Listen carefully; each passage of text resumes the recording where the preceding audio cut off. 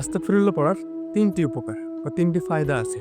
কিছু, কিছু লোক হোপলেস হয়ে যায় যে আমি জীবনে অনেক গুনাহ করেছি। এখন তো আমার কোনো দোয়াই কবুল হবে না।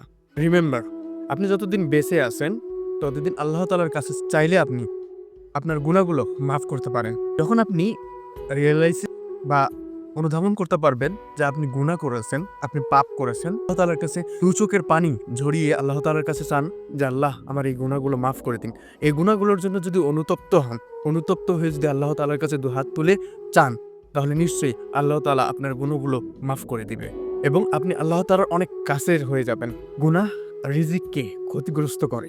যদি আপনি চান রিজিক খুলে যায়, তাহলে আল্লাহ তাআলার কাছে দিল থেকে শক্তিশালীভাবে আল্লাহ তাআলার কাছে দিল থেকে আস্তাগফিরুল্লাহ পাঠ করেন।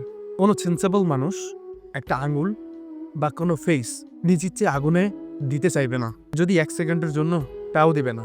আর যদি এই দুনিয়ার আগুনেও ১ সেকেন্ডের জন্য কেউ হাত দিতে না চায়, তাহলে ভেবে দেখেন এই দুনিয়ার চেয়ে হাজার হাজার গুণের তাপ বেশি জাহান্নামের আগুন।